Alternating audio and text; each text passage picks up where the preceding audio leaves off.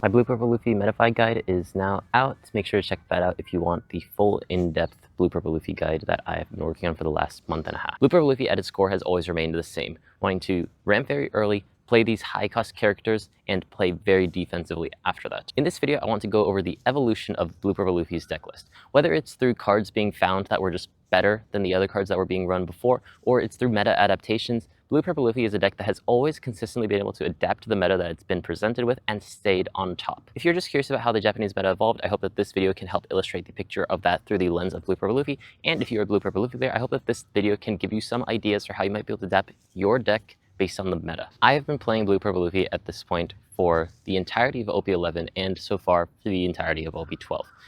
And that means that I've played a lot of different versions of Blue Purple Luffy.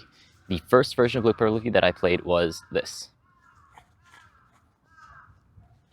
Let me explain. Blue Purple Luffy is a deck that's very weak in the early game and very, very powerful in the late game. So therefore, my first ideas for this deck was either you can be very aggressively ramping, try to get to your powerful turns faster, or you could be trying to figure out a way to mend this weak early game so that you get into the late game, albeit later, much more stably. The reality was that this idea did not work, but I wanted to present it because it was my very first iteration that I made to the Blue Purple Luffy deck list. At the beginning of OP11, it was thought that going second on Blue Purple Luffy was just the simple best way to play the deck in every single matchup. As such, the most common deck lists were ones like these. Blue Purple Luffy is a deck that's no stranger to resources, and these sorts of decks that can not only draw you lots of cards through the Roshinante, but also through Pilaf, which can also be triggered out of your life if you were to plant it with 9-cost Mom, made it so that this deck just drew a ton of different cards. Blue Purple Luffy with this Roshinante had no issue playing all of the event cards that it really wanted to within the deck, and made it so that the deck not only was powerful in the late game, but had a consistent early game as well via the 5-cost Roshinante as well as the 5-cost Nami. Additionally, because it was the very start of OP11, people generally don't really want to get off the deck that they were playing before.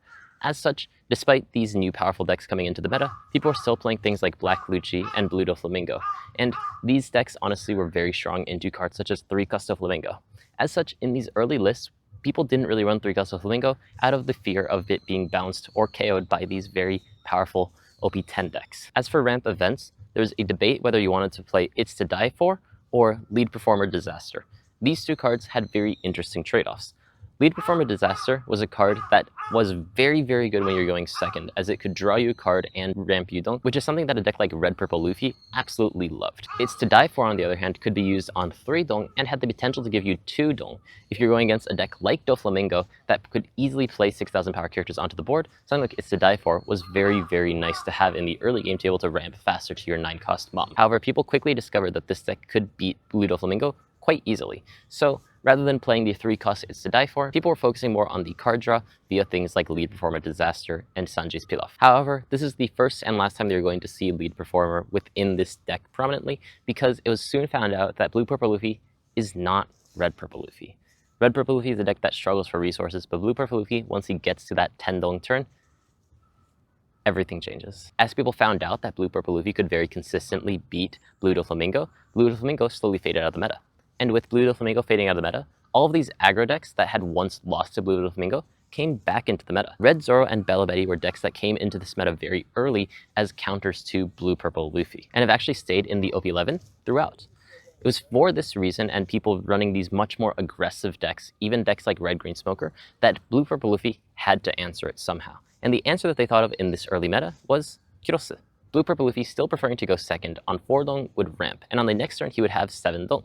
And with this 7 Dong, if you were to play Kirosu to get rid of the opponent's 5-cost Smoker or any of Bella Betty's characters or the Searcher Chopper, then you could slow down the game while establishing a very big body on the board much earlier than you would expect this deck to. With the abundance of aggro in the meta, this card was very key to being able to defend against them very early. And one card that was pointed out within this meta as a bit of a liability was actually one of the cards that people consider to be the strongest within the deck, 8-cost Katakuri.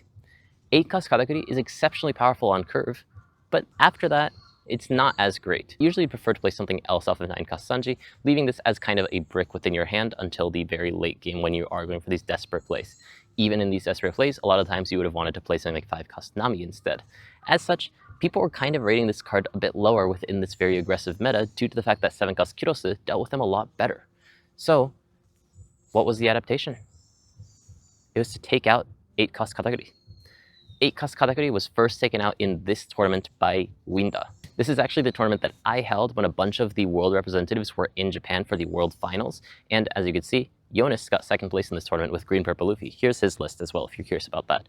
It was a great tournament, and it was the first time that we saw 8 cost Katakuri. While people were saying that 8 cost Katakuri was absolutely necessary for the mirror, the actual strongest card in the mirror is 9 cost Luffy. For this reason, almost every deck runs this card at least a couple of copies so that when it hits the mirror, it can easily flip the board with this card. 9 cost Luffy being the aggressive counterpart to 8 cost Katakuri made it so that you didn't necessarily need to run 8 cost Katakuri and you could just play towards this more aggressive plan. There's lots of debate if you should actually run 8 cost Katakuri, so the community is very split on this. As such, although you'll see some people prefer to not run 8 cost Katakuri, most people still did prefer to run this powerful 8 cost, despite some of its weaknesses that it did have. Around this time, the ban list finally dropped in Japan, meaning that Blue Doflamingo, now although already dead in Japan, honestly, was officially dead not being able to use Jinbei. And though this didn't really seem like it would affect the meta that much in Japan, it did affect it quite significantly, as Lucci was no longer playable. Spoiler alert, he totally was viable though. And in response to Lucci falling out of the meta, Red Blue Marco came into the meta as a new control option. And Red Blue Marco with his 7 cost Nugget, as well as Blue Purple Luffy with his 7 cost Kirose, made it so that it was the absolute perfect timing for Blue Purple Luffy to now run 9 cost Mihawk. The reason why Blue Purple Luffy stopped running 7 cost Kirose is not because of the meta, but because people in the mirror were simply teching for this card that people were running for other matchups. So in a weird way, the Blue Purple Luffy matchup against Aggro matchups became weaker because of Blue Purple Luffy matchups teching for the tech cards that are teching for other matchups that are teching for them. Though this 9 cost Mihawk's adaptation was short-lived as people just simply stopped running the 7 cost Kirose and Marco started to fall out of favor due to this 9 cost Mihawk, this card was still a very good green-purple Luffy counter as well because it could bottom deck the 5 cost Sanji and Pudding even when the cost was raised up by the stage. It's for this reason that Blue Purple Luffy slowly established itself as the best deck in the meta and not a top contender alongside Green Purple Luffy. However, with all of these aggro decks in the meta, Green Purple Luffy, as well as these very slow decks like Blue Purple Luffy that don't actually clear the board very well, there's one deck that came out as an answer to all of them. Black Lucci. Black Lucci, with a new build, not running Moria because they were physically not allowed to, nor Ice Age, was running a new package that ran the 7 cost Jack as well as 10 cost Kuzang to be able to consistently clear a 9 cost every single turn. If the Black Lucci player could simply stabilize to the point that he could play 10 cost Kuzang, all he needed to do was just slowly clear the opponent's board, waiting out until eventually his board was strong enough to be able to push over the opponent's board. This worked surprisingly well, and although you didn't have the extra resources from 8 cost Moria, people were running things like Manchery now to be able to gain the resources that way. This Manchery also helped the consistency of the deck as well because you were no longer trying to hope that you draw into 8 cost Moria and instead had many more options to play through, such as the 4 cost Kazang, the 4 cost Laboons, or a defensive plan through the 4 cost Rebecca. The rise of Lucci also reinforced the fact that 8 cost Katakuri was not good in Blue Purple Luffy because against Lucci, it was very easy to clear at 8 cost compared to a 9 cost. Not only that, but Katakuri not having an effect the turn that it's played made it very slow into these matchups. As such, a card that people were starting to tech in was the 8 cost Luffy. 8 cost Luffy, a card that could easily bounce back things like the Rebecca to the opponent's hand, made it so that Blue Purple Luffy could play a lot more aggressively into the opponent. And while no one ever really fully committed to this really aggressive style of Blue Purple Luffy, I did.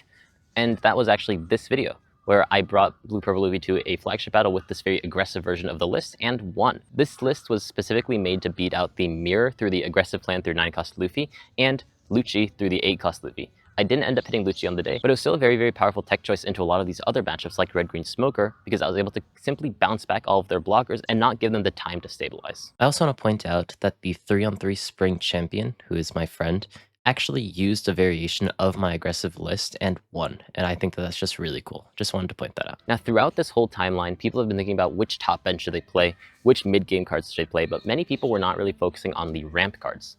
But the ramp cards were honestly very awkward. On turn 2, you had very strong ramp cards now, being able to run the Zorojiro with the lack of removal in the game, or the Bonclay just purely being an exceptional ramp card. But turn 3, when you're going first and second, were both very awkward because you didn't have very strong 6 or 7 costs to play. So the adaptation that I made, which eventually caught on as the more standard version of Blue Purple Luffy, was God Thread. God Thread not only slows down the opponent's aggression by KOing one of their characters, but also gives you an active Dong that you can use for other things or a more aggressive plan. This card simply stalling out the early game while you're trying to get to your late game made the deck feel a lot more cohesive and very powerful as it never gave the opponent a timing where they could really capitalize on the fact that you don't have removal. In the early game, you God Thread them. In the late game, you 9-mom them or you Red Rock them, or anything. This deck felt like it almost had no weaknesses. But Blue Purple Luffy's God Thread being able to KO a 5 cost or less, or 9 being able to get rid of a 6 cost or less, made it so that cards that were above that threshold were kind of good to go. Blue Purple Luffy just simply didn't have a way to get rid of them unless he had Red Rock. And that's where we had one more deck come into the meta. Purple Luffy made a comeback, not through the 7 cost of Hitaro, but through an extremely aggressive version of the list, running the 8 cost Katakuri as an aggressive and defensive card, the 7 cost Sanji and 9 cost Luffy all maxed out at 4 copies. This version of the list was very, very powerful and capitalized on the fact that Blue Purple Luffy players were not running 8 cost Katakuri. Because Blue Purple Luffy had forsaken its defensive plan for a much more aggressive plan, teching for Lucci, Purple Luffy was free to just play an even more aggressive game to kill Blue Purple Luffy before he even had the chance to get into the game. It's for this reason that the final, more standard version of the Blue Purple Luffy deck list became this. Putting in 8 cost Katakuri so that they can play the longer game against Purple Luffy, because if they're playing the short game against Purple Luffy, the only thing I would be short is their lifespan. I hope that you guys enjoyed this video. If you did find it interesting and want to know a bit more about Blue Purple Luffy, I do have a Metafy guide out, which again is in the description. Thank you to all the people who've already bought the guide. I've had lots of really positive feedback. I'm going to keep adding to it as well. Thank you so much. It's really been eye-opening to see how much people enjoy the content that I write. Also, huge shout out to Calvin Wong for getting 3rd at the most recent Orlando Regional with my guide. Shout out to Jack the Bus as well as Lane for also letting me know personally that my guide helped. Here's the list that I run. One of those cards is very surprising, I'm sure, but I talk about that in the guide, maybe in another video. I'll see you guys next time. Thank you so much. I'm going to keep making content for you. I'll see you guys next time. Baby just fell off his bike.